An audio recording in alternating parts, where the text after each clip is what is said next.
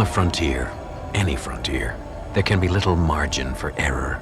Just as the first covered wagons making their way across the American desert had a finite supply of food and water, so too on this even vaster frontier are there laws that must be strictly observed. Thomas Barton has been piloting emergency dispatch ships for 5 years. He has never been faced with this particular law of the frontier until now. Thomas Barton is about to discover firsthand that there are limits, even here, in the boundless reaches of the Twilight Zone. Computational error, unauthorized payload. Computational error, unauthorized payload. Fuel supply insufficient for mission completion at present mass.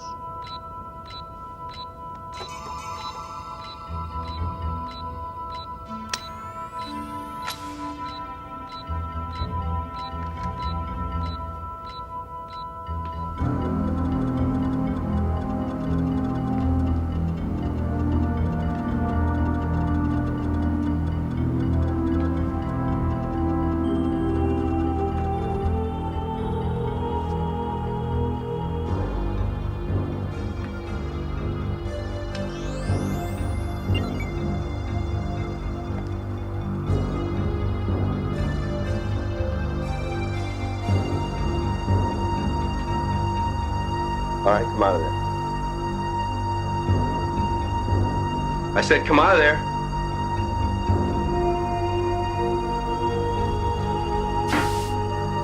All right, hold it right there. Right there. All right, come out real slow. Come on. Come on. All right. I give up. Look, I know I shouldn't have done this. Who are you? I was going to Mimir for the Linguistics Academy there. And then I heard your EDS was going to Woden, so I... You see, my brother, Jerry, he works on Woden, on the government survey team there, and it's been 5 years since I've seen him. I haven't seen him since he left Earth. You see, it was just sort of the two of us growing up, and, well, I knew it'd be like a year before I'd see him again. 5 years is a long time, you know. I've missed him. And I know I shouldn't have stowed away, but I didn't want to wait another year. I knew I'd be breaking some sort of regulation. Look, I'm not a freeloader. I can pay for my own keep once we get to work. And I've got a Class B computer license, and my background is in linguistics, so that might be useful. This is nice. What's your name? Marilyn Lee Cross. My brother's Jerry Cross. Do you know? No, I don't. Are we going faster? Yeah, I shut off the engines that were decelerating us as we moved into Woden's star system. I'm trying to save a little fuel for a little while. Why? Stardust, this is EDS 34G11. Barton speaking, priority blue. I need to speak with Commander Delhart immediately. Are you gonna... Priority blue acknowledged, Barton. Patching you in. Are you gonna ask them to come back for me? Don't! Barton, what seems to be the problem? Commander Delhart, we have a stowaway on board. I see. I assume you follow standard procedures. Negative, sir, I have not. Commander Delhart, the situation's a little unusual here. The stowaway isn't a criminal or a smuggler. She's a girl.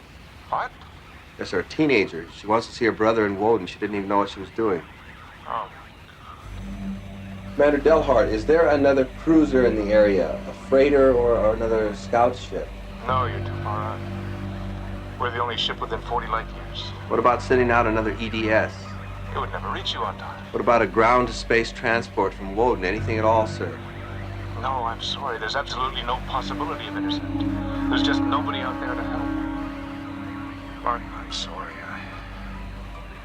I wish to God there was something I could do, but there isn't. You do understand that, don't you? What does he mean? Yes, sir, I understand. I'll get ship's records to Corcoran so we can make the necessary notifications. Delhart out. Are you gonna tell me what he means? The ship is carrying serum for cholera fever. Back to Group 1 on Woden. Their base was hit by a meteor storm. Their supply was wiped out. Do you know what cholera fever is? No? It's like meningitis. It's quicker and more painful. Group 2, where your brother is actually 8,000 miles away across the Western Sea from Group 1, so there's no way they can get back to Group 1 in time to help, which means 35 men are going to die unless the ship with the serum reaches them on schedule. I see, so I'm throwing you off the Yes. schedule? EDS, this is ship's records. EDS, This is EDS, I acknowledge. we'll need all the data on the subject's identification disc. One moment, please. I see your identification disc.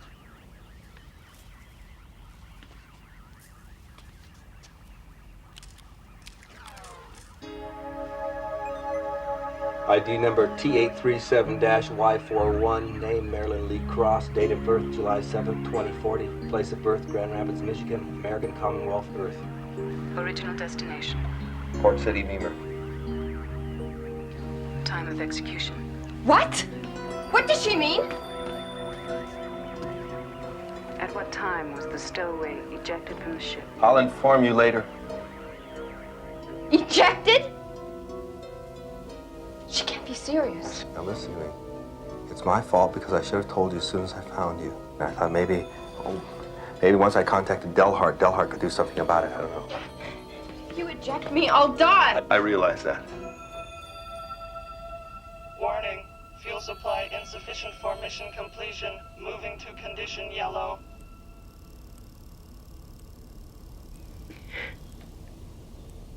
I didn't hurt anybody. I just wanted to see my brother. Nobody wants you to die, and nobody would ever let it be this way if there was anything humanly possible they could do to change it, but there's not. I mean, these emergency dispatch ships are given just exactly enough fuel to get to their destination, maybe a little extra to allow for atmospheric turbulence. And my added weight will cause it to lose its fuel before we reach the ground. Yeah, it'll crash, and you and I will die, and so will 35 people waiting for the serum. What about the Stardust? Can't it come to pick me up? No. God, it's carrying medical supplies and food to the outer colonies, and hundreds of people will die if it doesn't reach its destination on schedule. You talk like this happens every day, you know? Just like you're throwing some excess baggage overboard.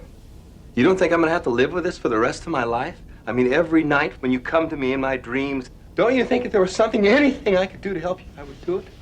Entering Woden gravitational vector phase 1. Engine ignition must occur at T-minus 85 minutes. Mass must be reduced.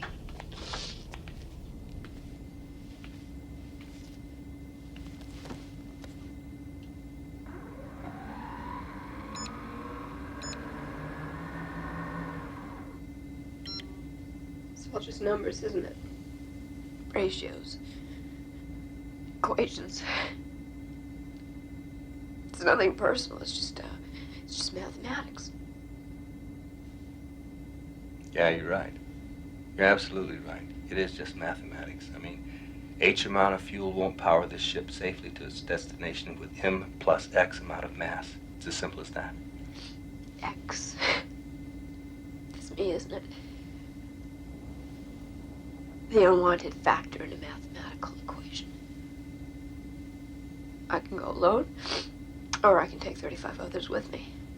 In case you're wondering, the EDS doesn't have any sophisticated landing computers. I mean, you can't pilot the ship by yourself. I know. Thanks for the thought, though.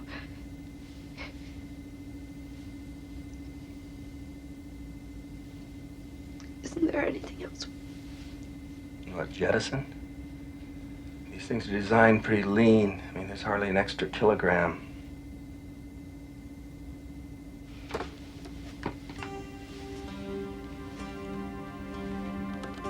Wait a second. Just wait 1 second.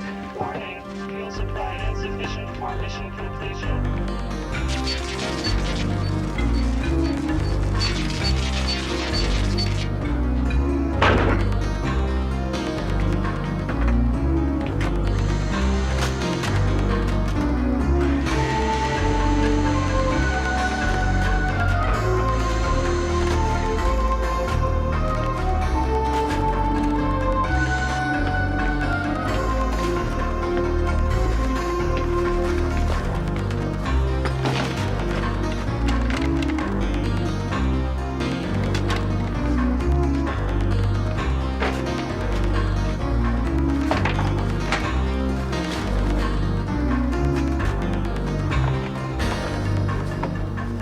that's enough? Well, we'll soon find out.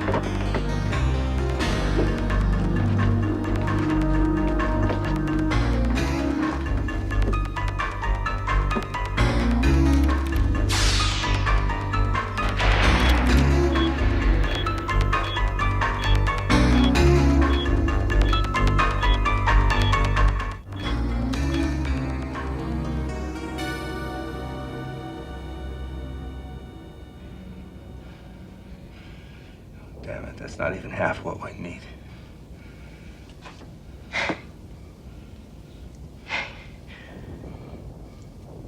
How long do I have before I have to leave?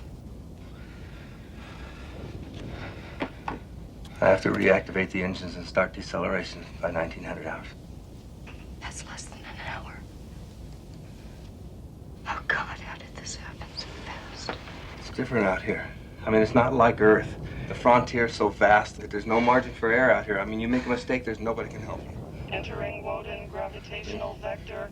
Phase 2 engine ignition must occur at T-minus 75 minutes. You want to talk to him? Your brother? Do you want to talk to your brother? I think we're within range now. Yes. EDS 34G11 to Group 2 on Woden, please copy. Group 2, Woden. We copy EDS. Jerry Cross, please. It's urgent. Jerry? No, he went out on a reconnaissance mission. He won't be back for a while yet. Over. Please notify him as soon as possible, then signal us. It's urgent. EDS out.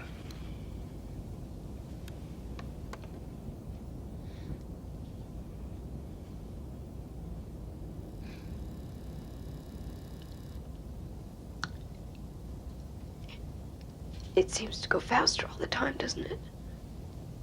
I just want to hear his voice.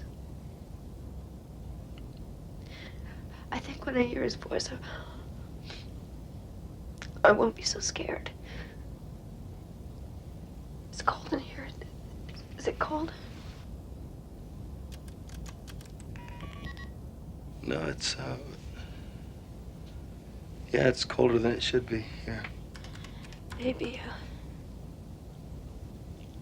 Maybe I shouldn't wait, you know, maybe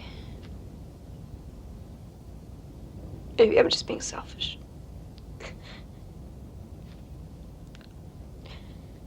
Maybe it would be better for Jerry if you told him afterward. No. No, that's not what he'd want. He'd want you to wait. Is it getting dark where he is?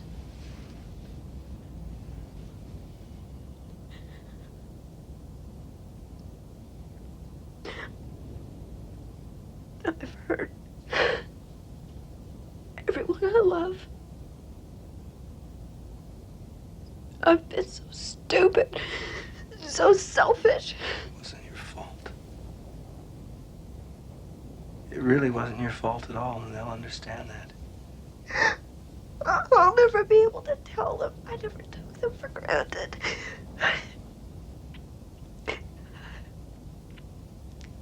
That I knew about all those little sacrifices they made.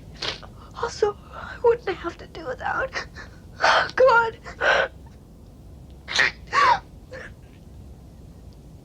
Never being able to tell them how much I love them. They know.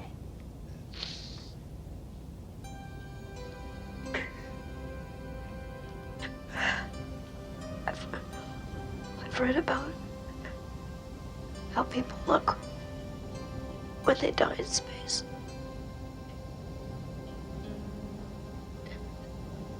But I didn't do anything.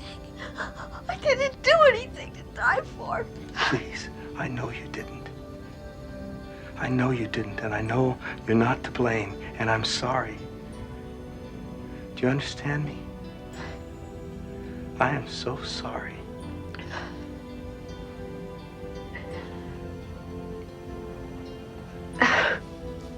I'll be okay. Signal transmission from G2. Jerry? Woden incoming. It's Jerry.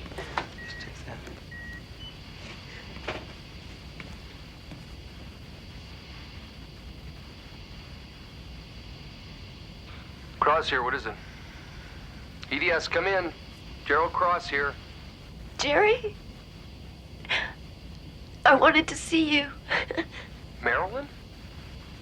Is that you? What are you doing on an EDS? I wanted to see you, Jerry, so I hid on the ship. You hid?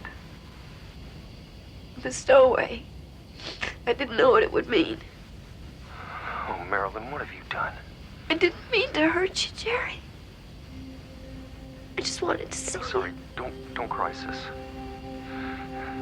I didn't mean it to sound that way. It's just that it's unfair. It's because of me. Oh, don't feel like that, Jerry. Don't let me go knowing you feel like that. EDS, have you called Stardust? Is there anything? There's nothing he can do, Jerry. He tried everything. No one can help me now, I know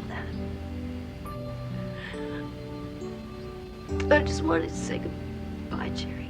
The planet's starting to swing. We're losing contact with the base now. Jerry, you're fading away, so I have to say goodbye now. But maybe we'll see each other again.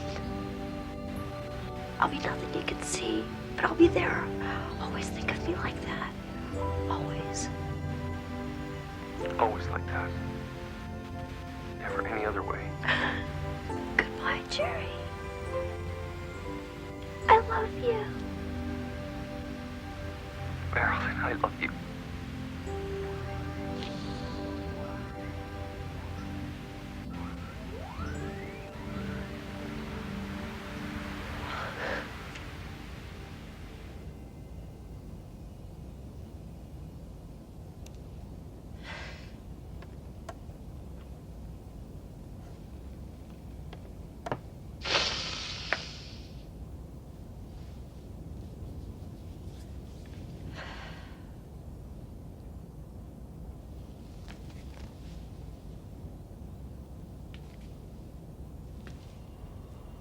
Warning, fuel supply insufficient for mission completion at present. Mass. Condition red. Mission status in jeopardy. Condition red.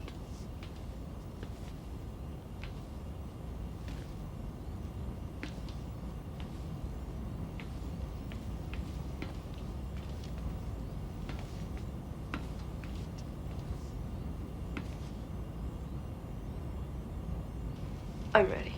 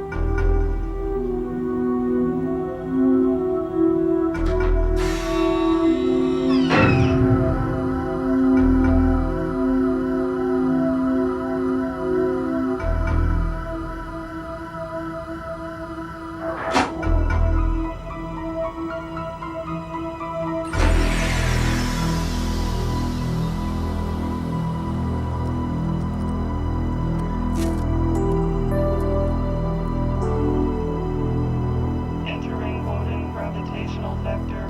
Phase 3 engine ignition must occur at T-3 minutes. All systems functioning normally.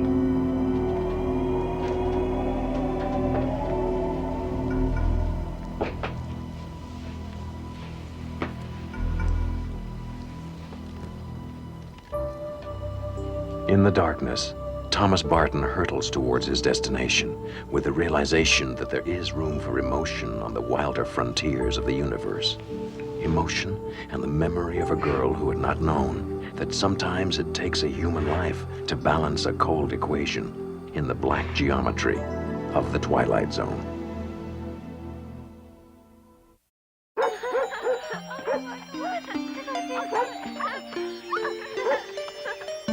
Oh, boy. We really lucked out this time. We most certainly did.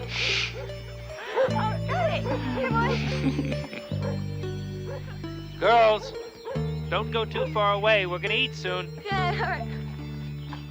You happy? Oh.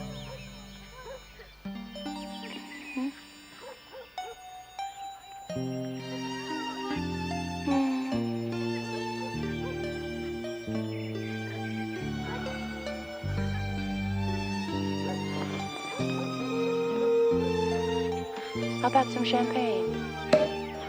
I should have known you'd have that covered. Ooh. Well, why don't you tell the twins it's time to eat, okay? Are you opening 2 bottles? What's that, darling? I thought I heard you open another bottle. What other bottle?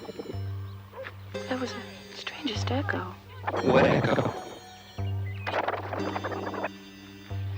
Never mind. Go call the girls, okay? Okay. Girls! Let's go! Come on!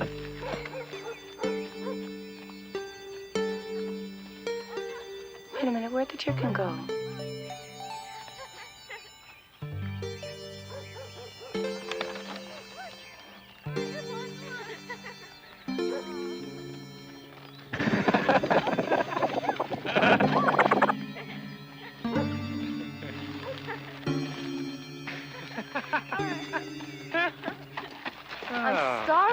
I'm starving. I'm more starving than you are. No way! Goodness gracious, you'd think you'd never seen food before. You okay, honey? Yes. I guess so. It's the strangest thing. You okay, honey? You just asked me that. You okay, honey? Why do you keep saying that? Saying what? You keep asking me if I'm okay. I only said it once. No, you said it 3 times. Here. I think you need this. A toast to our new house, my raise, and this beautiful and gorgeous day. Hey, where's our drinks? I'll get them for you. Drinks. 1 drinks. 2 drinks. Get them open. Come on. Let's have a toast. Hey, where's our drinks? I'll get them for you. Drinks. 1 drinks. Toast to our new house, my raise, and this beautiful and gorgeous day. Here. I think you need this. A toast to our new house, my raise, and this beautiful and gorgeous.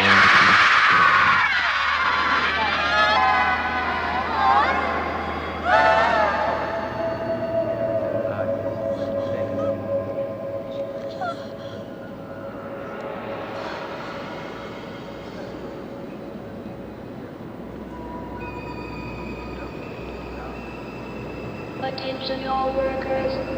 There is a level-free acid rain alert. Anti-corrosion procedures are in effect. Daily productivity reports will be delayed 10 minutes. Please stand by.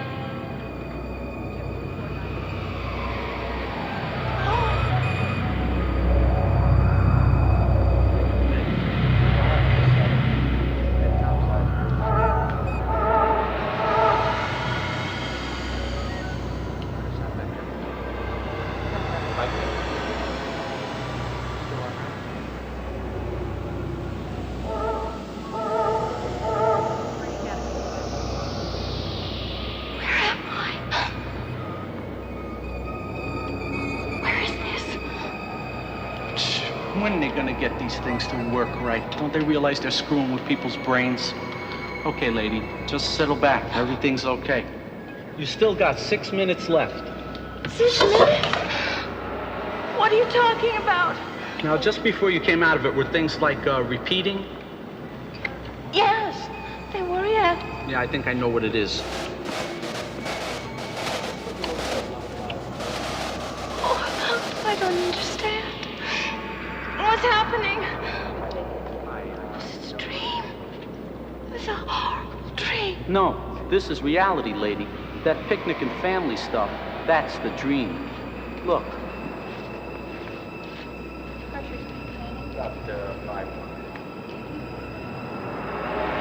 Now you just hold still a minute and I'll get you back there for your last 6 minutes, okay? But then you gotta go back to work. Now just settle back and take it easy, okay? Well, that ought to do it. Okay, lady, back you go.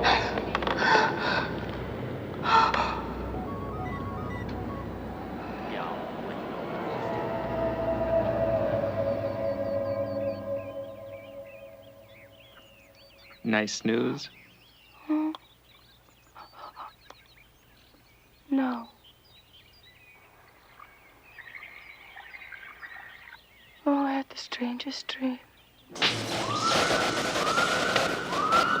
We got us a runaway, Blue Rex 17, hurry! Do you smell something burning? No. You're shivering. Are you cold? Little. So what was this dream?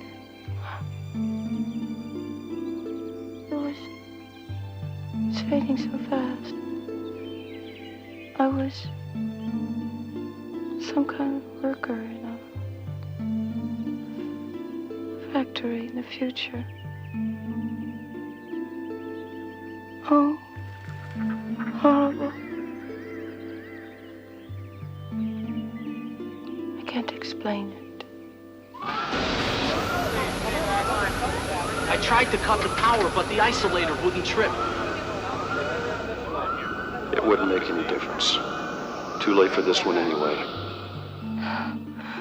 I'm so glad I'm back. So am I. I love you. I love you too. Can I stay here with you? Forever? Yes. Stay with me here. Forever. At least you died happy.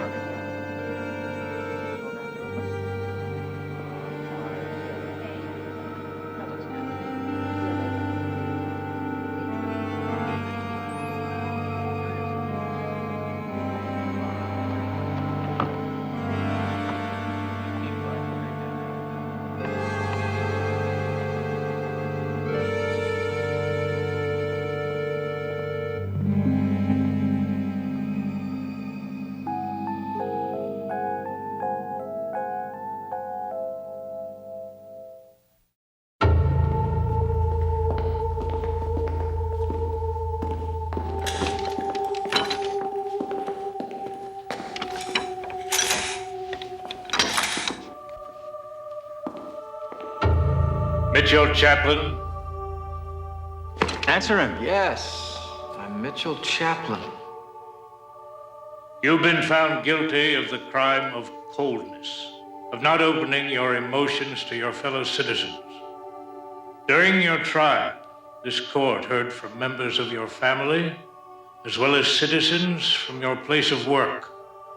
All offered testimony to your lack of caring and concern for others. You were present when such testimony was given and heard all who spoke against you, did you not? I did. Have you anything to add? No, nothing. That being the case, Mitchell Chaplin, this court, having weighed all facts placed before it, and having found you guilty of the crime of coldness, hereby sentences you to 1 year of invisibility. You are crazy if you think a year's invisibility is going to bother me. You speak only when spoken to, and then only with respect. This court stands adjourned.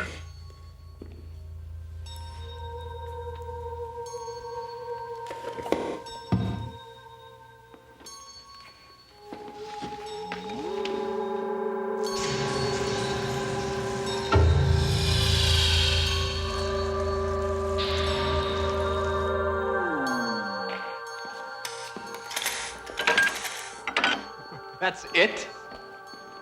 Huh? That's all? That didn't even hurt. So now I'm invisible, right? As far as you're concerned, I don't exist? Big deal. I could do a year of this on a pogo stick. This is nothing to me. Nothing to me.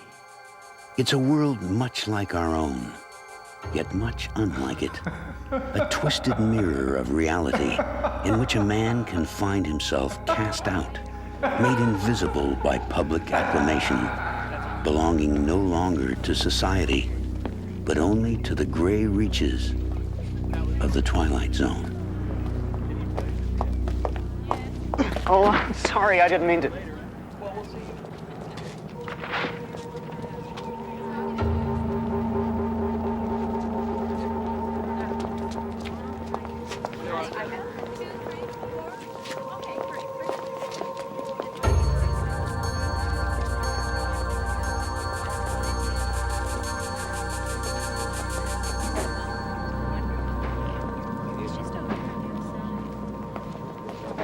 Margaret, Don, Peter, I'm out, finally. Just came back to clean out my desk here. Very nice talking to you, too. Hey, tell old man Richter that I'll be back at work in about a year, okay? And listen, while I'm gone, I hope you don't mind taking care of my accounts for me. Thank you.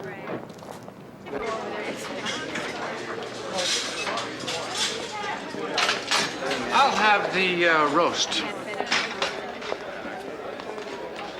I said I'll have the roast. Can I help you, ma'am? Yes, I think I'll try this too, please. Of course. Look, I don't want to be a bother. Really. So I'll just serve myself, okay? I think I will have the roast, huh? Like I said, and maybe a little bit of stew. And, okay, I'll have a piece of chicken. A thigh, I think. A thigh, I think. I like that. How's the vegetable today? No, maybe not. Looks like it's been there a few days. And potatoes. Definitely some potatoes.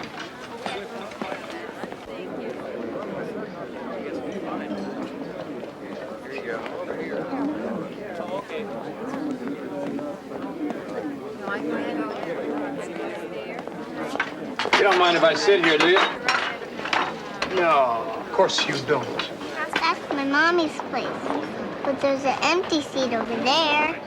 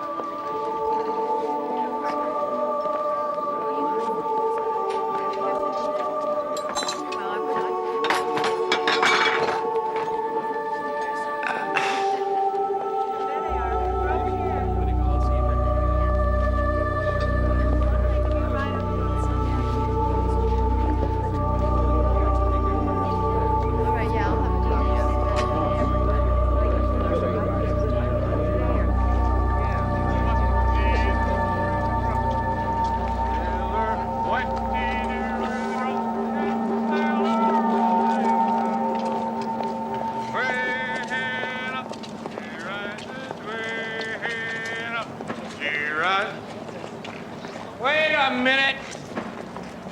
I hate gin.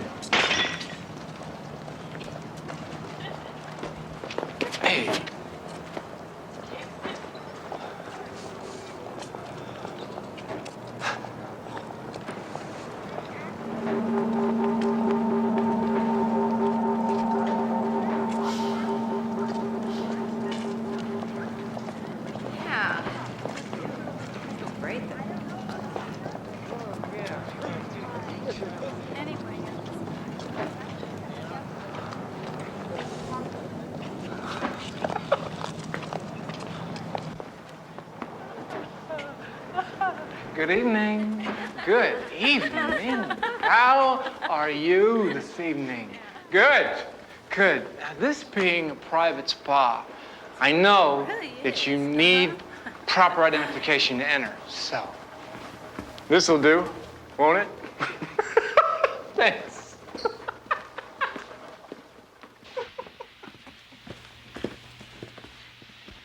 Hiya.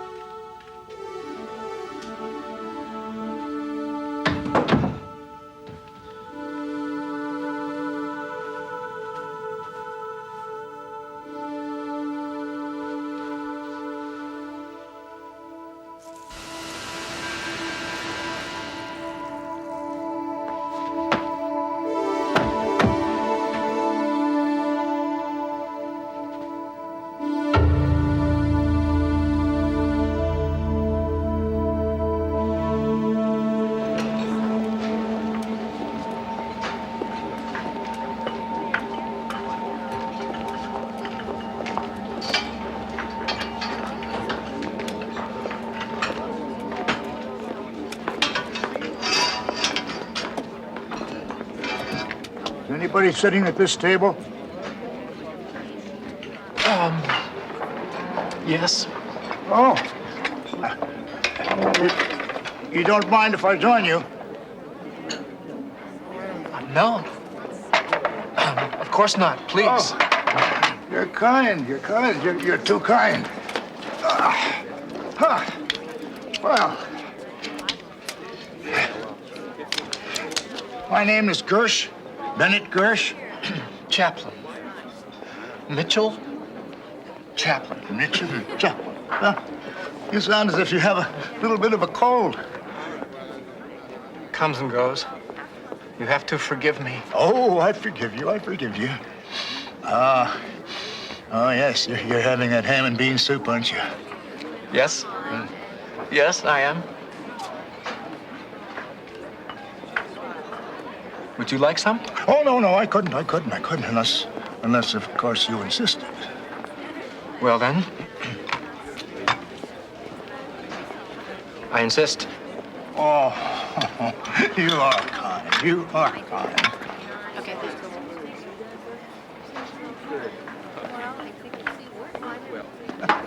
Invisible.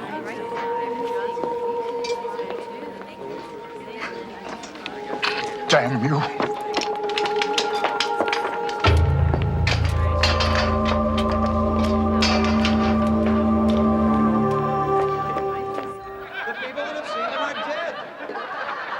Good evening, sir. I know you have to pretend you don't hear me, but I just wanted you to know that I'm not going to cause any trouble here tonight. I am not going to be disruptive in any way. I'm here because I always wanted to come here and I could never afford it. And, well, I'm celebrating tonight. 6 months of invisibility. I'm halfway there. Another 6 months and it's over. So I just wanted to come somewhere special to celebrate. I hope you understand. Ah, Mr. and Mrs. Scoville. So pleased you could be with us this evening. Please, the old table is right this way. I'll be no problem. I promise.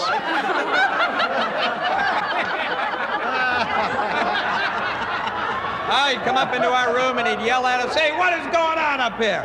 What is this, some kind of a playground?" Then he'd talk to us in staccato like we were stupid. "Now knock it off!" Or he'd say, "You know, I've been up here twice already, and if I have to come up here again, you are going to be sorry." We'd be thinking, you know, we weren't real thrilled with this visit, Dad. He'd always want to involve us in the punishment. "What, do I have to get the belt?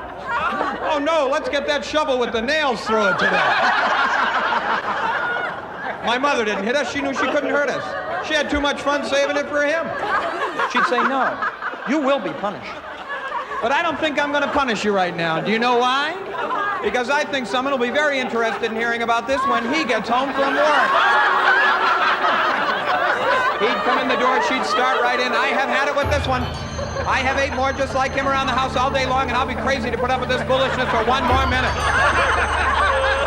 He'd look at you and say, "What is wrong with you?" "I'm under a lot of stress." "Is everything she's telling me true?" "No, she's a liar. And she's been drinking all day."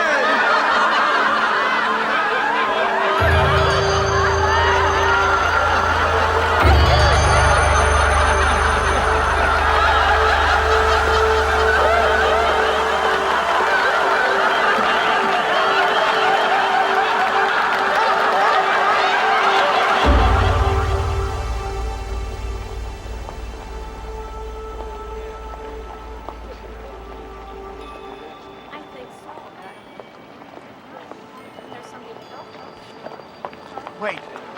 Please. Look, no one can hear us here. We could talk. My name's... Wait, please, don't be afraid. Just talk to me. I have to talk to someone. I'll risk another year of invisibility if I can just talk to someone, just for a minute. Please, look, you know what it's like.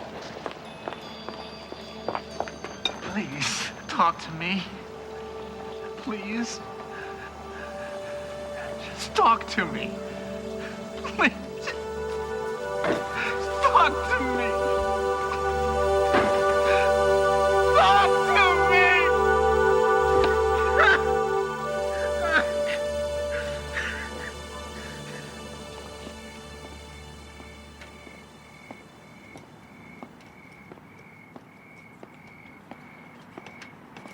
You got it? I can feel it down there.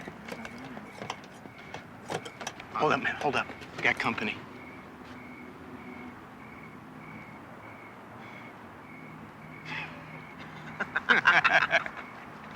Invisible.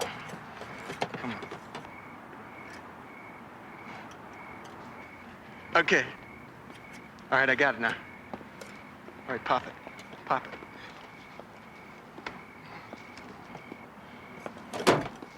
Pop it.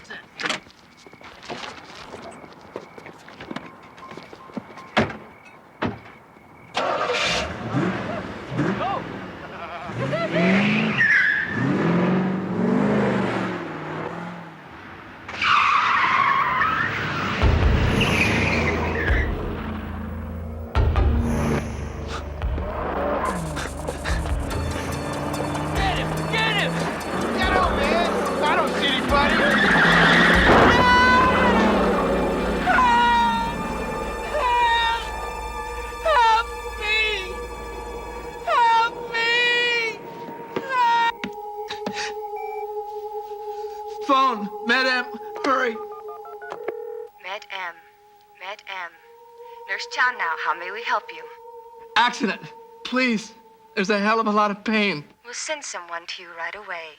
If you'll raise your head, please, sir, I'll get face print identification to access your main medical file. I can't. But my name is Chaplin. Mitchell Chaplin. I'm sorry, sir, but the only way I can access your file is through face print identification.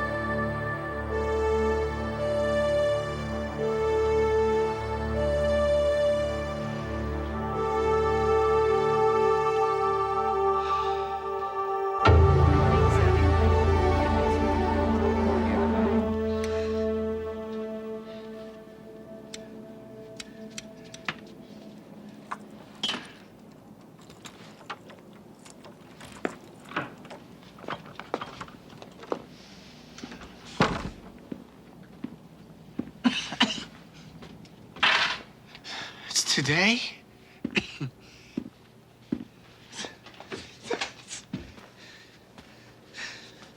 It's been a year? I didn't know. I didn't know. I mean, I stopped counting.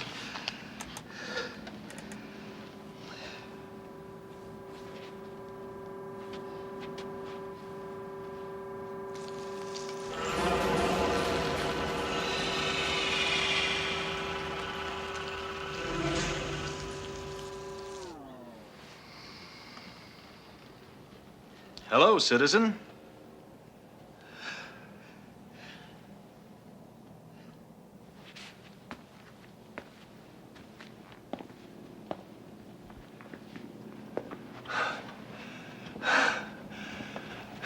Doesn't even leave a scar. Well, of course not. You've paid your debt to society.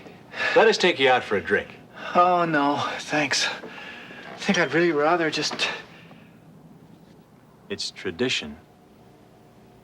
Oh. Well, oh, okay. In that case, I don't want to be unsociable. I gave him a call. I took the tone you suggested. And I think he's coming home. At least for a while. Wonderful. I would really like to meet him sometime. Oh, I want him to meet you. Mitch. Look, all of us at the office know. I mean, we all know where you've been for the last year, and we know how rough it's been. But, oh, please take this the right way. They really helped you. I mean, you are a wonderful person now. You care. Thank you, Margaret. Thank you. Okay, I will see you tomorrow, okay?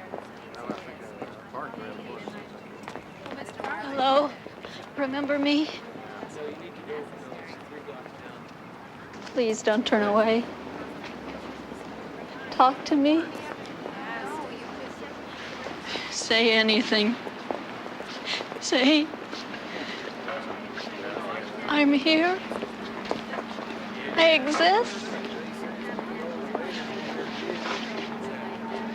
How can you do this?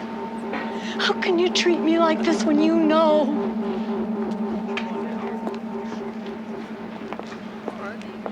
Can't you take pity on me?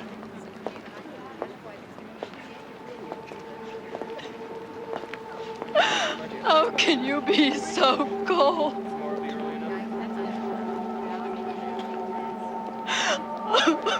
Talk to me. Talk to me. Talk to me.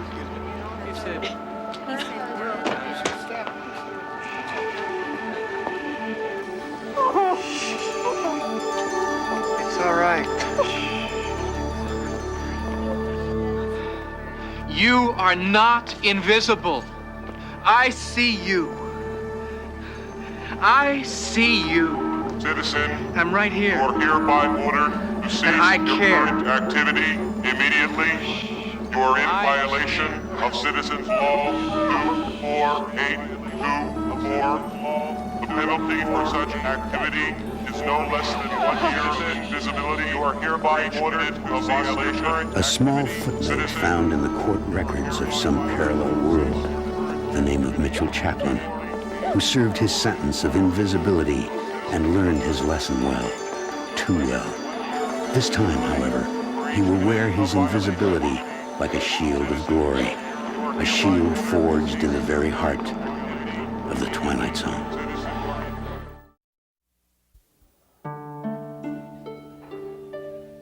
A city hospital, 8 p.m. An unexpected visitor has just arrived, bearing unwelcome tidings. A disease so new the textbooks haven't recorded it. This, then, is its first case history, documented from the medical files of the Twilight Zone. I'm Nurse Hendricks. May I help you? It's my eyes. I need to see the doctor. Get Dr. Peterson. Here, let me take a look. No, Please, we can't help you if we don't know no, what's wrong with you. Don't you touch me. I'll show the doctor. Get me the doctor. immediately. Name? Jean Reed, Mrs. Jean Reed. Address? 1705 Fairmont Street.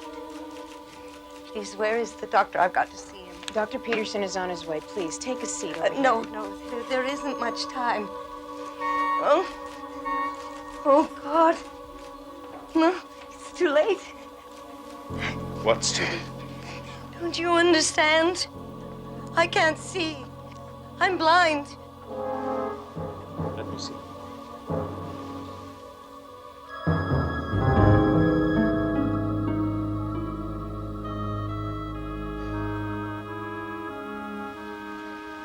Come with us, please.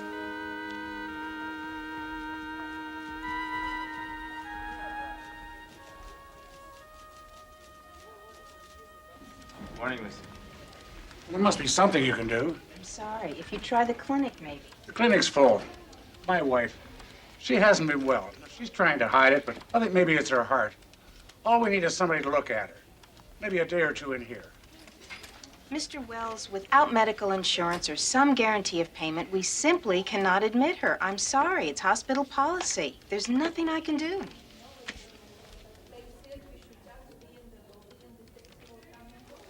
Must be her. What kind of a hospital is this? Aren't you supposed to look after sick people?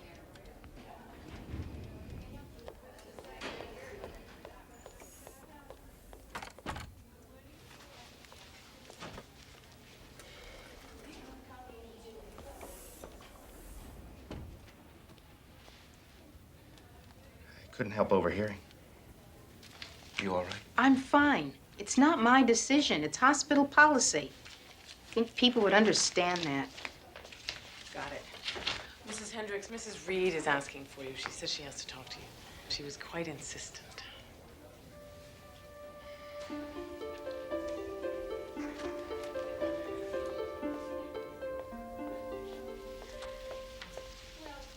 You wanted to see me, Mrs. Reed?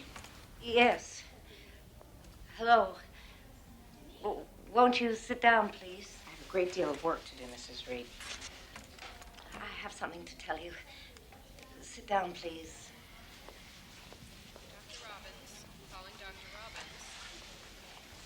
Robbins. Mrs. Hendricks, we're alike, I think. You and I. Mrs. Reed, I don't even know you, and I don't think you know me. No, but I sense that we're alike. We are two of a kind. Mrs. Reed, shouldn't you be sleeping? You're changing the subject, of course. I know because I used to do the same thing. It's easier, isn't it? Prescribe a pill, suggest a nap, anything so you don't have to think about a person or talk to them. Am I right? Sleep is the best thing for you. Dr. Friedman will be in at 9. He's our chief of staff and one of the finest eye specialists in the country. You'll feel much better after he talks to you. Oh, I feel all right now, Mrs. Hendricks. It's you I'm worried about. It's very kind of you. Now get some rest. Look, I don't care what your figures show. My phone bill is wrong. Yes. No, it's not. It's $50 higher than it should be. Well, computers make mistakes. No, I don't want to hold.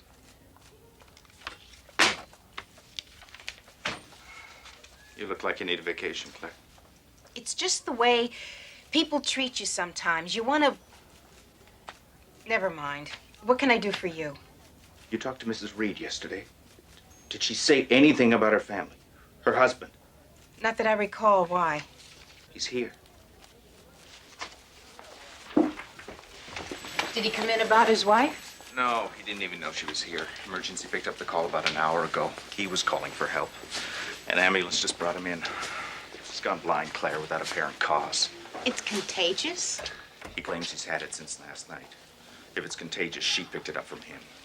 But if she knew... Knew. I left him there and came in here to save herself. He says he begged her not to leave him. He must have passed out. Fear, I guess. When he came to, she was gone. He crawled around the house until he could find a telephone. It's hard to believe.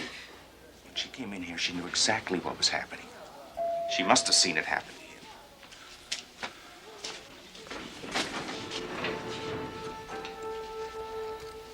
Mr. Reed?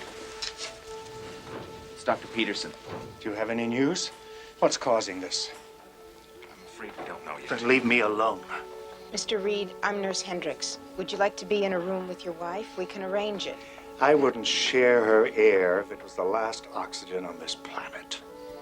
Do you have any idea what it's like to wake up blind, alone, calling for someone over and over who isn't there, realizing that you've been abandoned? I don't want to talk to her, or to you, or to anyone until somebody can tell me they found a cure. Leave me alone. I don't care what happens to her. Don't you understand? I don't care. There you are. You both better come downstairs. All hell's breaking loose.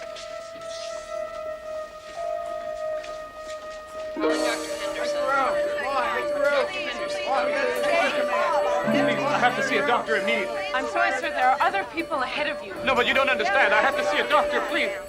Who's in charge here? This is an emergency. Wait your turn. You're just the same as everybody else here. Who do you think you are? Go to the end of the I line. can't see anything, please. Wait your turn. Go to the end of the line. Someone help me, please. Get to the end of the line. I can't see. I'm right here. It's all right. I was at work. I'm not really sure what happened. All right, we'll take care of you. Blind, Claire. They're all blind. Stone blind, we used to call it, but blindness is not new. This growth, this ocular window shade is utterly beyond my experience. I've been informed that the Center for Disease Control in Atlanta has put out a full alert, and that the Surgeon General has convened an emergency meeting in Washington with some of our top physicians. Any delay in responding to this could cost us dearly. Agreed. Is there any clue to the origin of the disease? I've had Dr. Gordon in constant touch with Atlanta on that very subject. He went home for a fast shower and change of clothes. He should have been back by now. Dr. Gordon came in an hour ago. He's blind. My God. We've had reports of an estimated 500 cases in New York City. Los Angeles is running about the same. Seems we have an epidemic on our hands. What about the press? Not being very helpful, are they? From some of the reports I've read, unless we find something constructive to say soon, we'll have a full-blown panic on our hands. People are scared. There must be something we can do. There is, and we are. But this is the difficult part. Waiting for someone to come up with a cause. Once we have that, we can proceed. Until then, all we can do is keep running tests and wait. When did you last get some sleep? I don't know. Then go home. Get some rest.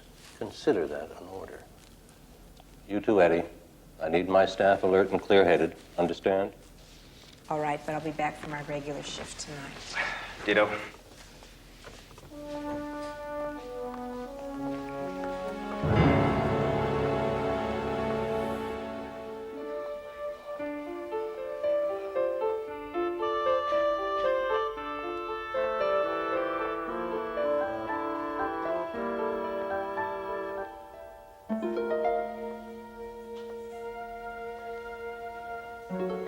Who is it? It's me, Claire Hendricks. Oh. I'm glad you come to see me. Please, sit down. You must be exhausted. The others were talking about you, how hard you work. They call you a dedicated woman. Is that what they call me? Dedicated? Yes, they used to call me that, too. I was very businesslike. Nothing bothered me. Why did you come to visit me? I don't know. I was on my way home. Dr. Henderson. Yes. Normally you don't visit much, do you? The other nurses mentioned that, too. Is it because you sense it, too? That we're two of a kind, you and I? I should let you get some sleep. Look, I know what's happening to us. I know how it's happening, and I know why it's happening. Would you like to hear? Claire. Yes? It's because we're monkeys. Remember, see no evil, speak no evil, hear no evil. We used to be courteous, didn't we? We used to care. We used to rise up in outrage if someone was in pain or abused or unsheltered. But now, don't you see? We've cut ourselves off from so much. We refuse to see what's going on around us. We turn a blind eye to the pain. Now it's catching up with us. Now it truly is a blind eye. That's preposterous. Is it? I heard your husband went blind first, and you abandoned him. Is that true? He just gotten a call that his mother died. They weren't very close. When he heard, it was like someone discussing the weather. That's when he became a monkey. And I ran. Yes, I ran to save myself. Now I'm a monkey, too. This new growth is irritated and inflamed. The ocular muscles are functioning normally, though, which leads us to believe the eye itself is undamaged, though shuttered away beneath a curtain of flesh. There is a chance that surgery can remove this flesh curtain without injuring the eye, but we won't know for certain until we try it. There's still no news from Atlanta on possible causes? They may have a theory, but they're being pretty tight-lipped about it until they can confirm. They estimate that at the present rate, the number of those afflicted could reach 100,000 by week's end. What about the issue of quarantine? I can confirm that it's being discussed, but that's all. Because there's always a chance that it may not be a disease at all, but some sort of latent mutation triggered by some change in the environment. It's got 100 arms, 100 legs, 50 heads, and no eyes. The south wing of the hospital. Could I have your attention? I've just received a fax from Washington. At 1700 hours on the 10th of April, that would be only hours before the first case was discovered, an explosion was reported at a top-secret biological research lab in Alaska. It is presumed that certain unstable forms of bacteria may have been released into the atmosphere. It is estimated that their effects could be unpredictable. It is fairly certain that the bacteria released cannot survive long outside the laboratory.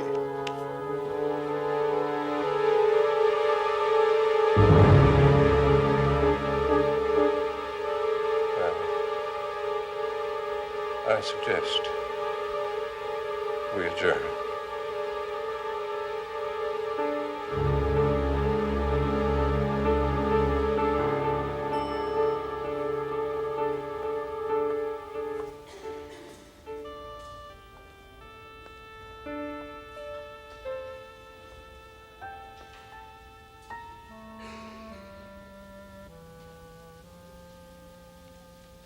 Claire, Hello, Eddie.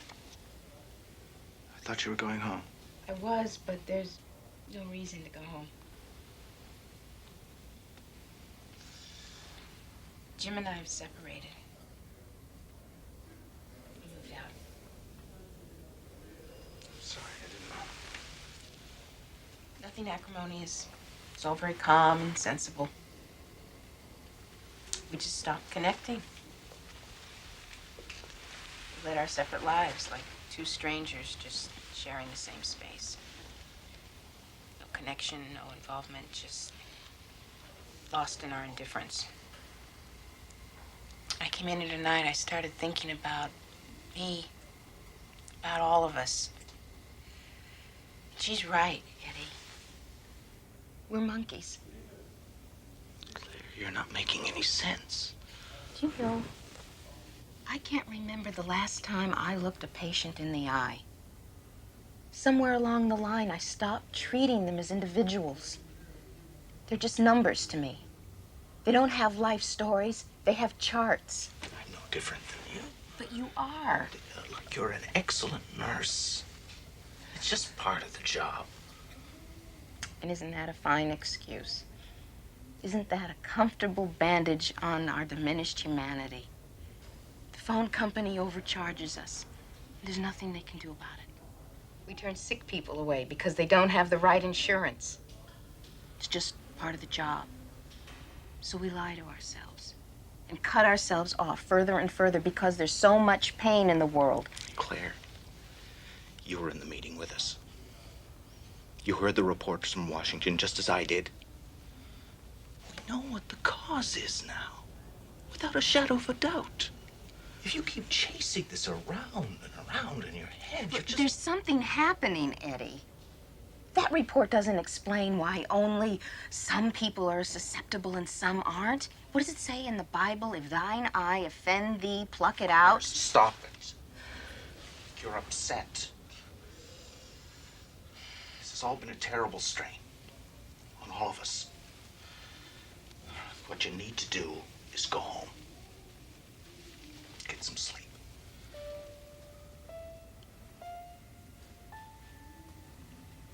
Yes, I'm sure that'll solve everything.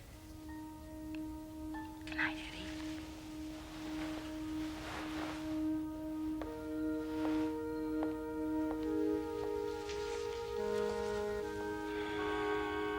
Oh, God. Oh. Oh, my. Help me. Somebody. Help. Claire, it's okay. Oh. It's okay, I'm here. Claire, it's me. I'm blind, Eddie. I'm blind.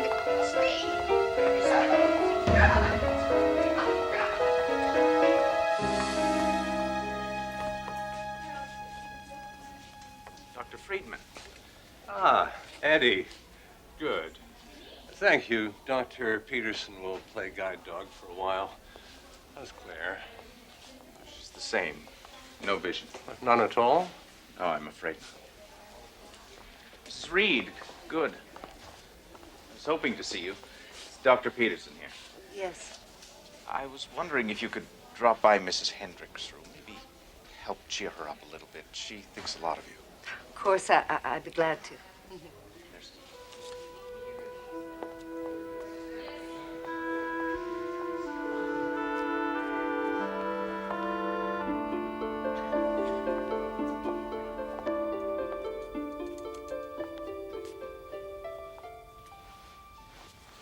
Mrs. Hendricks, it's me, Jean. Can I visit for a while? Of course. Well, isn't it exciting? We're going to see you again. Operation works. 20 out of 20 successful in L.A. Dr. Friedman's getting his this afternoon, and I'm tomorrow. And you. When are they planning to operate on you? They're not. They're what? The operation isn't really the answer. You said it yourself, remember? You're right. No, but that was before we knew about the bacteria, before we... Now we have an easy answer. Solid and uncomplicated. But it won't last. It'll happen again. And they'll come up with something else. But what happens when we run out of solutions? Easy answers. It's time to go now, Mrs. Reed.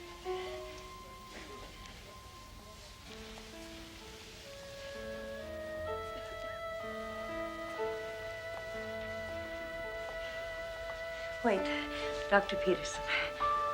Aren't they going to operate on Mrs. Hendricks? No. An operation isn't the answer in her case. Well, then how will she ever see again? She'll see again, Mrs. Reed. It'll just take her a little longer. Enigma, draped in hospital sheets and self-imposed darkness, with the added sobering thought that Claire Hendricks is perfectly correct in her own diagnosis. Take it as a warning, a cry for humanity, or a simple plea for responsibility from the dark places of the Twilight Zone.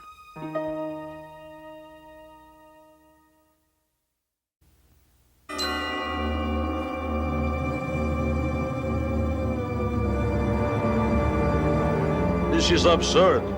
We have no no assurance that this so-called emissary is not hostile. But the radio message said he was an ambassador. How many ambassadors have preceded invasion in our own Earth history? The United States would do well to follow Soviet lead and placing their troops on alert. For God's sake, this is the first contact humanity has had with extraterrestrial intelligence. Do you want them to think we're savages? Thinking with our guns instead of... People of the Earth, attend my words. 2 million years ago, my people began a vast seeding program. We sped up evolution on several thousand planets, bringing forth life where there had been none. Your Earth was one such planet. In a sense, you are our children, and like watchful parents, we've kept an eye on you. But you have not come far enough. We see that you have a small talent for war. We've seen your primitive conflicts, your crude weapons, your petty bickering over borders, and the nuclear balance of terror which precludes any real victory, and we despair. We bred you for finer things, and you have failed miserably to produce the potential we nurtured in you so long ago, and so the experiment is over. Within a day, our armada will be in position around your Earth. At that time, all life on your planet will be destroyed. Order!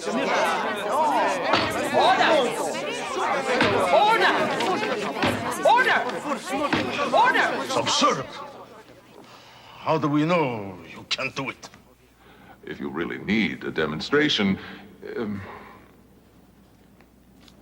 keep watching the skies. Order! Madam Chairman. Madam Chairman. The chair recognizes the delegate from the United States. Mr. Ambassador, surely you don't mean to condemn our race to death without giving us a chance to speak in our own defense. Surely that's not fair. The universe, Mr. Fraser, is not fair. Do you think we made this decision in haste? We've been debating it for many centuries. Centuries? Oh, yes. We are a very long-lived and patient people, but even our patience has limits. You must give us one more chance. You've had your chance, many of them, over the centuries. Yes, that's true, Mr. Ambassador. It's true, but we've never had this much motivation. You say what? Your ships are arriving in a day. Give us that much time, one day.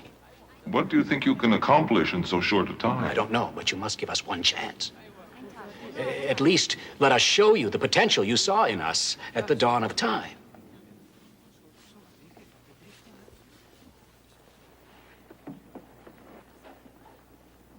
Very well, Mr. Fraser, you have your day. 24 hours. Until then...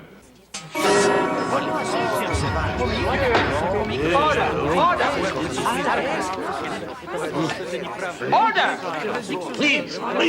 Please, if ever there was a time for us to put aside our differences, it is now. I am not convinced. Before we enter into peace negotiation, I must have proof that this threat is real. Proof? Proof? You've seen their spaceships. You just now saw him disappear. What else do you want? Excuse me. The Royal Observatory in Greenwich. They say it's urgent. He said keep watching the skies. Halley's Comet. It's gone. We've got to find everything we can. Disarmament, aid conferences, League of Nations, World Court, SALT Treaty. Sure, everything that's never worked before. Why should it work this time? Damn it, we don't have time to start from scratch.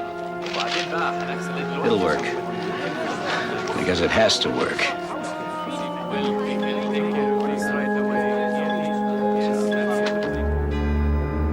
Yes, there it is. The awesome ship has returned exactly 24 hours since it disappeared yesterday. but we have confirmation from UN sources that an historic accord has been reached among the 15 members of the Security Council and approved by acclamation of the General Assembly. There is today total peace among the peoples of the Earth for the very first time. Good luck to us, my friend. Good luck to us all.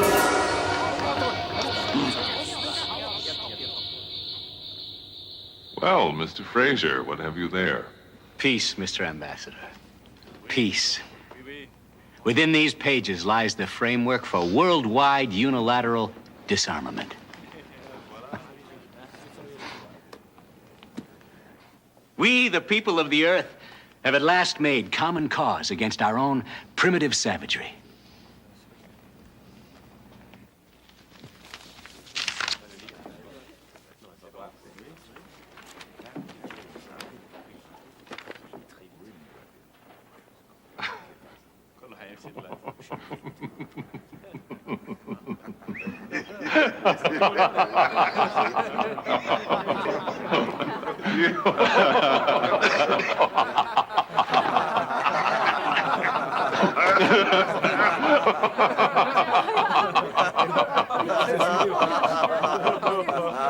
I fear you have misunderstood me.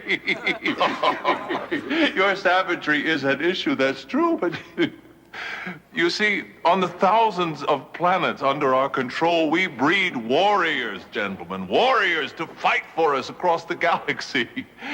In your case, your savagery has not bred true. You are woefully backwards in the art of war. You fight erratically and clumsily. Your weapons are shockingly crude, and worst of all, in your hearts, you long for peace. A small talent for war. Too small to be of any use to us. It's no matter, we'll just have to try again elsewhere.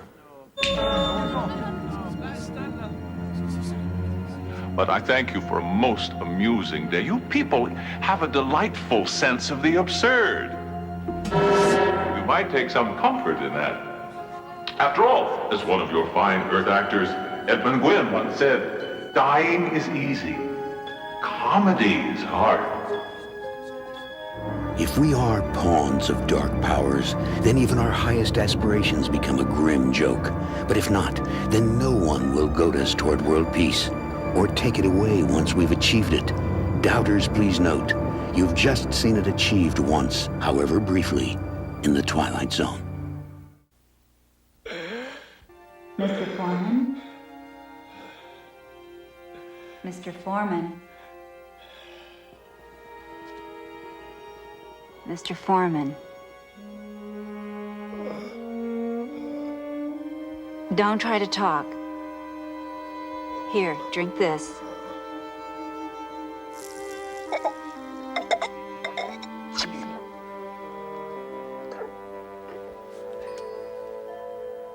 How long?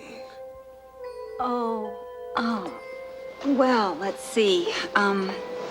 Our records show that you were put into cold sleep in June 2023. Is that right? Right. June 18th. Can I get you some wine? You know, Cut to the chase, please, Doctor. Pardon? The punchline. Mr. Foreman, you've been asleep approximately 324 years.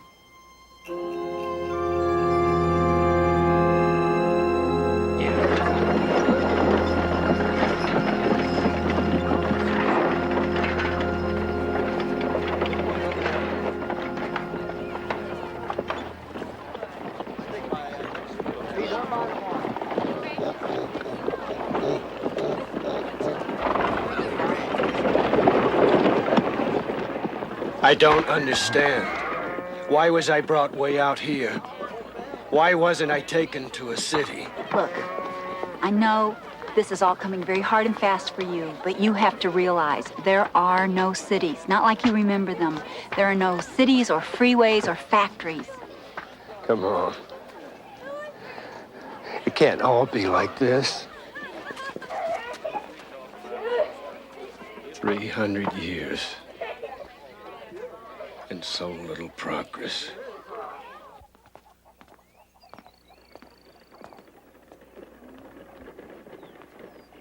If you'll lie down on the operating table, Mr. Foreman, we can begin the operation right away. Right away? What are you talking about? Where are your instruments, your IVs? Look, it probably isn't even sterile in here. You must trust me. We are here to help, not harm you.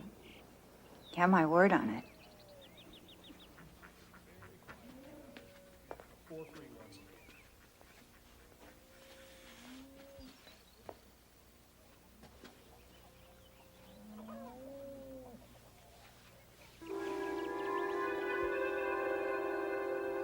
No pain, Mr. Foreman. You will feel no pain at all. I'll take the pain for you. Sarah?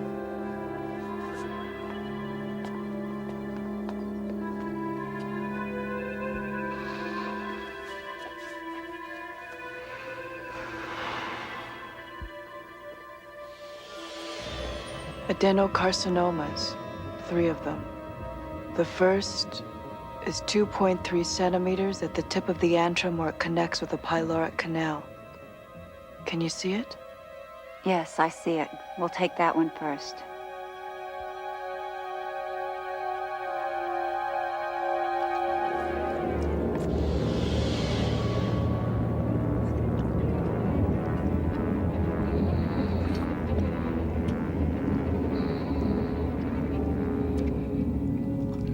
I can change the molecular density of my hand so that it's out of phase with normal matter.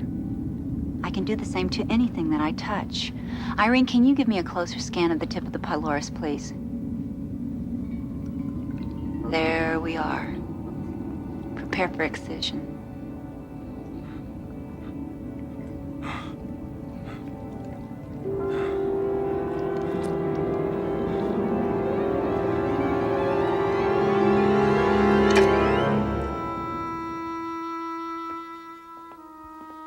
"300 years and so little progress."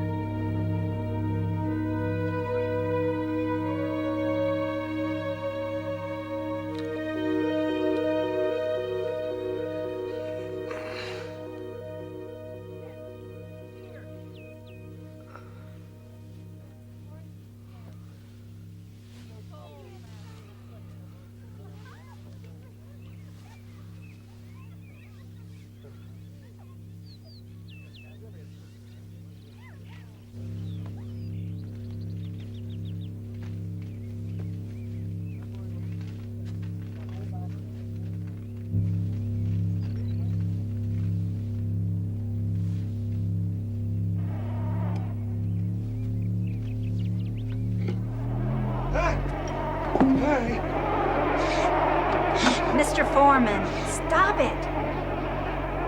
It's all right. He meant no harm. Come to me. That's good. That's very good.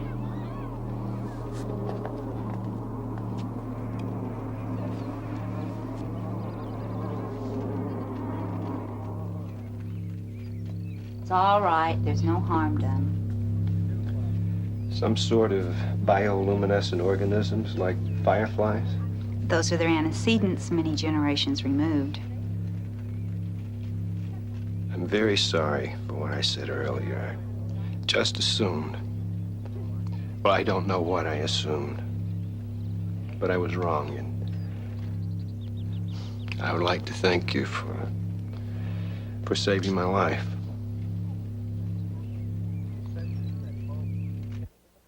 Our technology is a kind of biological gestalt. All of us, at some level, are interconnected with it. Like the psychic surgery you performed on me. Eye phase. Irene's a scanner. John's an empath. Joshua coordinates the psi links among the genetically structured organisms in the settlement. I build machines. Planes, tanks, satellites, computers. Where do I fit into your little biological gestalt? Why bother to even wake me up? I was under the impression your little utopia had eliminated war.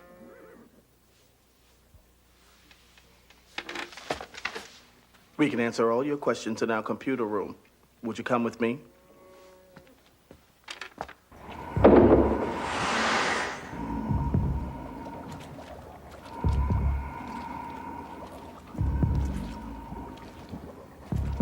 My God. Primates, chimpanzees, orangutans are the most receptive to genetic surgery. Their brains can be maximized by a factor of 20. Each performs a specific computer function: sorting, cataloging, interfacing. All knowledge is stored in here and available to all. What have you done to the poor things? No one's done anything to them, not against their will. When they're young, one of our scanners makes a psi link and shows them the choices open to them. Some of them choose a normal existence, others choose knowledge. They are the caretakers of our thoughts, and their world is a much larger one than any one of us could ever hope to have. I'll never understand this. Any of it. Why did you bring me here? Just to see this? 3 weeks ago, our scanners picked up an image from deep space. That image is stored here. Just open your mind to it. Create a pause, a space between thoughts. Let the image take that space. According to its trajectory, it'll hit somewhere on the Indian subcontinent. The result, disastrous earthquakes, tidal waves, terrible climactic changes for the entire planet.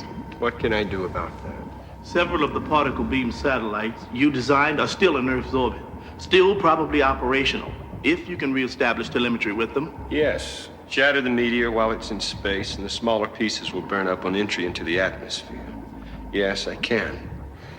Wait a minute. If you hadn't needed me, would I still be on ice in some damn vault 2 miles underground? Probably so. Of all the selfish... Matthew, no, you don't understand. This is why we couldn't risk bringing you out otherwise.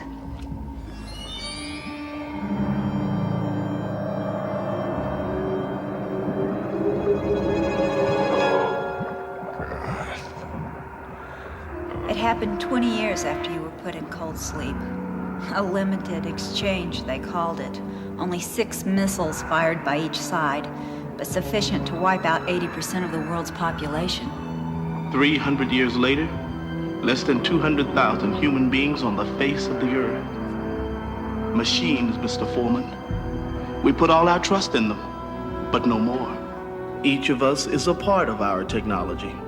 Each of us has a say in our own destiny.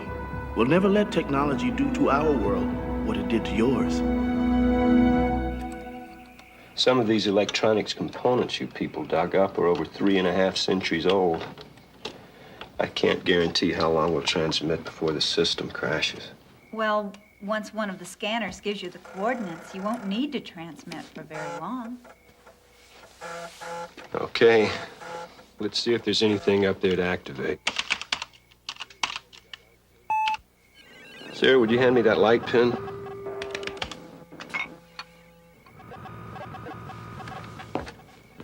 For God's sake, it's just a pin. You have no idea what it's like for us, sifting through those old buildings. I know. I'm sorry I snapped at you.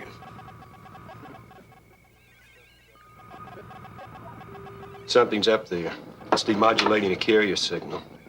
It's demultiplexing the subcarrier. We're getting individual telemetry from one. Now, 2 of the satellites. Solar battery, still operational. Radar tracking system, operational. Particle beam generator, operational. I think I'll have that drink now you offered me a few days ago. I can't remember ever seeing so many stars before. The sky only started to clear up about 100 years ago. Until then, the nuclear winter took 50% of our light. We had to make do with bioluminescence. They seem so close. You can almost touch them. That's why I started in aerospace to begin with. Someday, I thought, we'll be up there among the stars. And I wanted to help us get there. Wanted to get there myself, too, I guess. But you built missiles and bombs instead.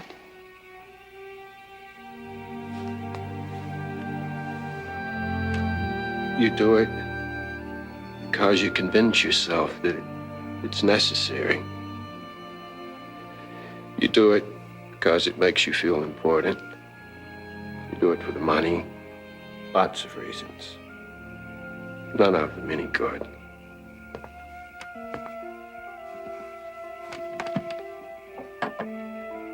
Don't your people ever regret, Sarah? The humankind will never reach the stars now. Your technology, you can't. I mean, you can't build organic spacecraft, can you? We explore space with our minds, Matthew, as easily as you ever did with your machines. Our astral bodies have walked on 1,000 planets, worlds so inhospitable to human life that your spacecraft couldn't even have landed there.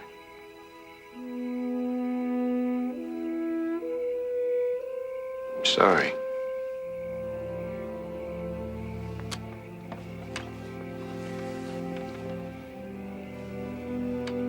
I'm just an old fool with old ideas. No, you're just a man adjusting to a new world and new ideas. I'll never fit in here, Sarah. I'll never be able to do with my mind what you do with... Yes, you can. Matthew, we can perform psionic surgery on you, give you the same abilities that we have. You'll be able to explore worlds that you've never even dreamt of. It's more than that. You have a common history, a common bond. I'll never be able to share in that. You've built a new world out of the ruins of the old.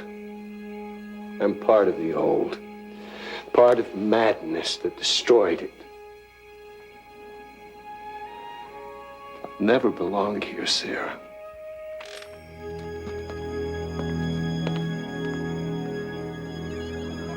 It's coming in on a heading of 4 hours, 30 minutes, 20 seconds declination. 5 hours, 18 minutes, 9 seconds right ascension. Presently at a distance of 14,000 kilometers from Earth. It's entering the tracking range of the satellite now. The onboard radar is locked onto the target. Particle beam generator will activate at a distance of 9,400 kilometers from Earth. All set. All we have to do now is sit back and watch what happens.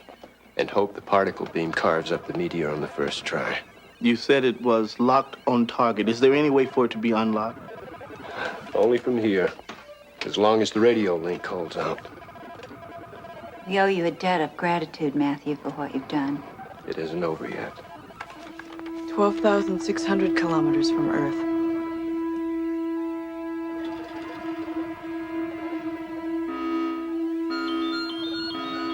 What the? I don't... Something wrong, Mr. Foreman? Meteor. It seems to be decreasing incrementally as it approaches Earth. It's almost as though it's decelerating. And it seems to be altering its trajectory, as though preparing for orbital insertion. This is insane. Meteors don't make bloody course corrections. They don't decelerate, and they don't...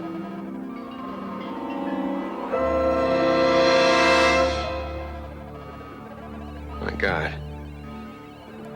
What an idiot I've been. You're telepaths. You can put any damned image in my mind you want to. What the hell is it out there you don't want me to see? What is it you want me to shoot down? Mr. Foreman, what is it? Tell me! Irene, show him. He'll find out eventually, Joshua. It might as well be now.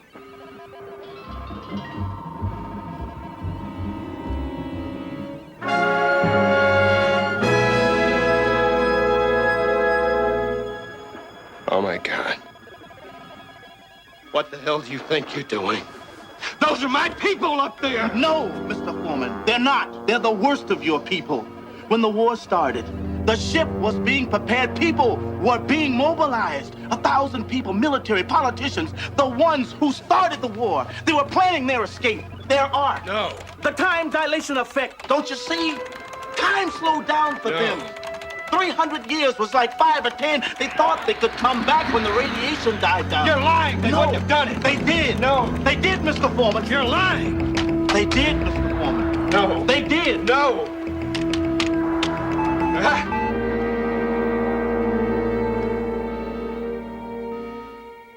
I'm sorry, Matthew.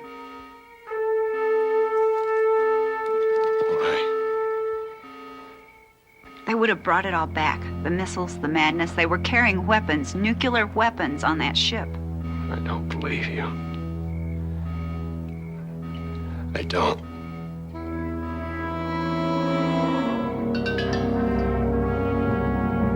My God. No. 9,390 kilometers from Earth.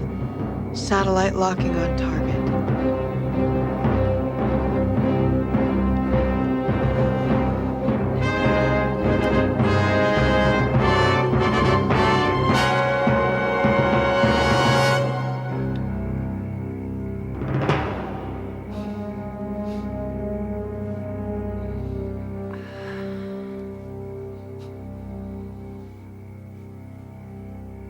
There was a nuclear explosion.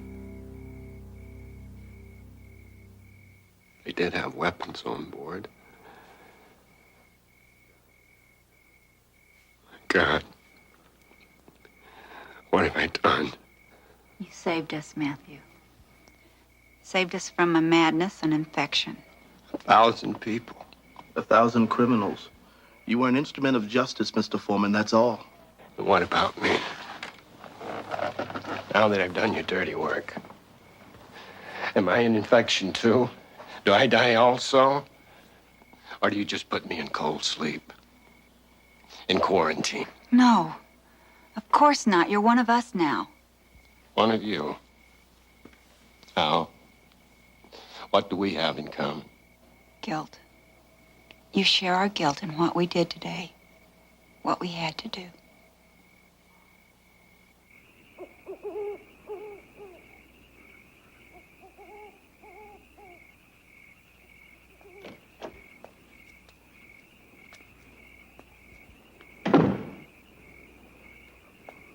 Would you like to see them? Up close?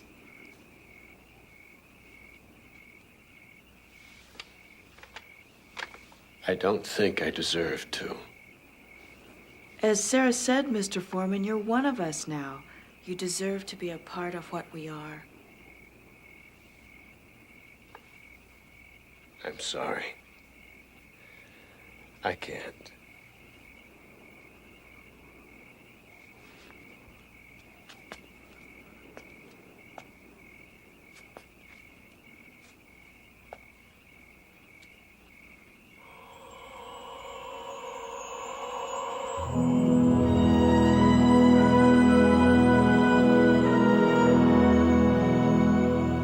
No, don't stop.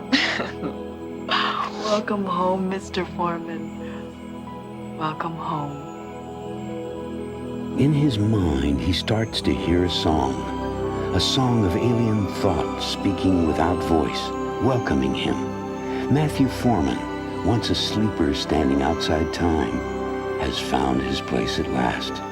A voyager touching the farthest shores of the Twilight Zone.